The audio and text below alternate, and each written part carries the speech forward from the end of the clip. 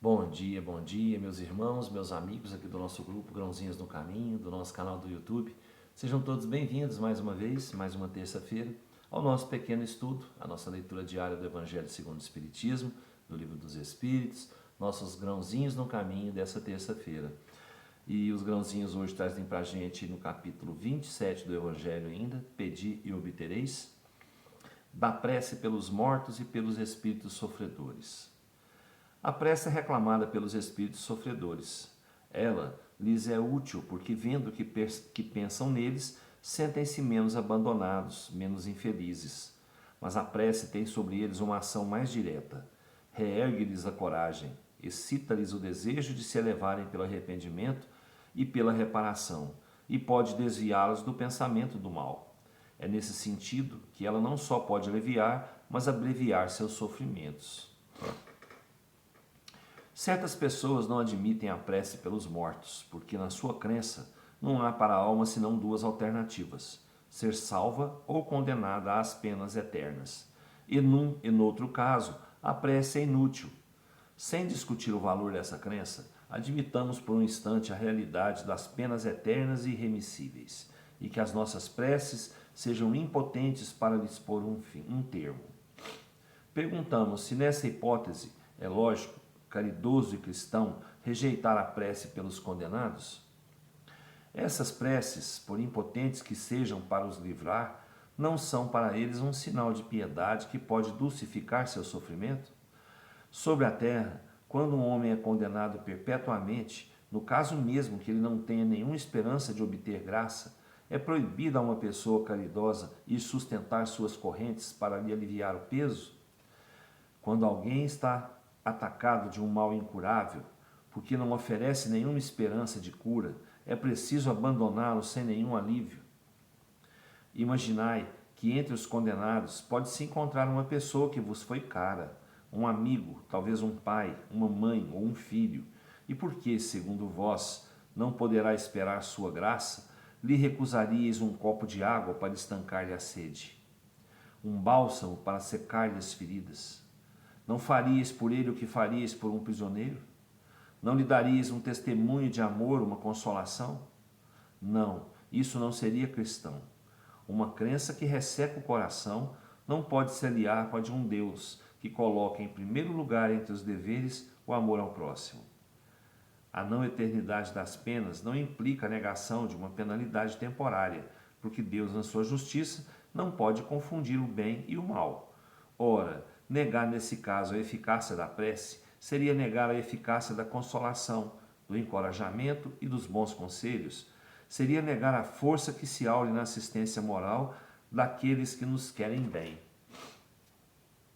Gente, a prece, ela é recebida pelos espíritos sofredores com muita alegria, porque eles vão ver ali que alguém está rezando por eles, que alguém gosta deles, que alguém se preocupa com eles. Então, para eles, isso é um alívio muito grande na prova que estão passando. É uma força muito grande que a prece dirigida a eles lhes dá. Eles se sentem lembrados, se sentem reconhecidos, que alguém se preocupa com eles. Então isso alivia muito, né, o que eles estão passando lá do outro lado, no plano espiritual. Então nenhuma prece fica sem resposta, não é?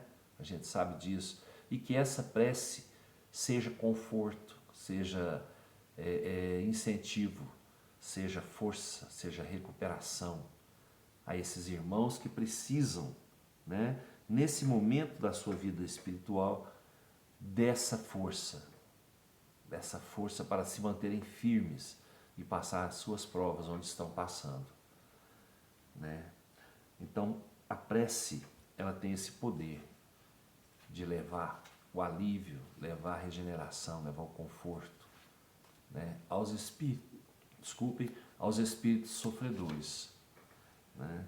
Então, gente, quando a gente se lembrar, né, de um espírito aqui na Terra que está sofrendo, que sofreu, né, e que está sofrendo no plano espiritual pelo que fez aqui na Terra, vamos nos lembrar e fazer uma oração para esse espírito, né, para que ele possa ser aliviado, para que ele possa se recuperar, né, que ele possa cair em si e ver o motivo real do seu sofrimento lá no plano espiritual, né, e se sentir, né, mais aliviado sabendo que alguém está rezando por ele.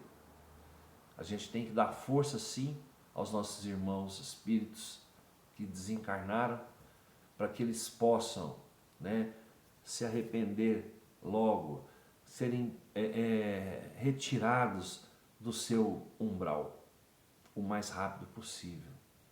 Então vamos pensar sempre nas nossas orações, jogar boas energias para esses irmãos, para que eles consigam, através dessa lembrança, dessas boas energias, né, dessa luz que se acende para eles no seu caminhar, para que eles possam melhorar mais rapidamente.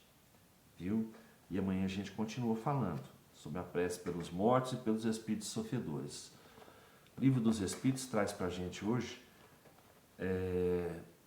capítulo 10, na Lei de Liberdade, hoje nós vamos começar a falar sobre fatalidade. Questão 851. Há uma fatalidade nos acontecimentos da vida, segundo o sentido ligado a essa palavra, quer dizer, todos os acontecimentos são pré-determinados? Nesse caso, em que se torna o livre-arbítrio? A fatalidade não existe senão pela escolha que fez o espírito em se encarnando, de suportar tal ou tal prova. Escolhendo, ele faz uma espécie de destino, que é a consequência mesma da posição em que se encontra. Falo das provas físicas, porque para o que é prova moral e tentações, o espírito, conservando seu livre-arbítrio sobre o bem e o mal, é sempre o senhor de ceder ou de resistir. Um bom espírito, vendo-o fraquejar, pode vir em sua ajuda, mas não pode influir sobre ele de maneira a dominar sua vontade. Um espírito mau, quer dizer, inferior, mostrando-lhe, exagerando-lhe um perigo físico, pode abalá-lo e assustá-lo, mas a vontade do espírito encarnado não fica menos livre de todos os entraves. Gente, quando a gente vem para a Terra, né, a gente faz um projeto reencarnatório. A gente passa junto com uma equipe, né, uma equipe espiritual reencarnatória, equipe que vai que vai coordenar a nossa reencarnação. Então, a gente faz um compromisso ali, eu quero passar essa prova, essa prova e essa prova. Né?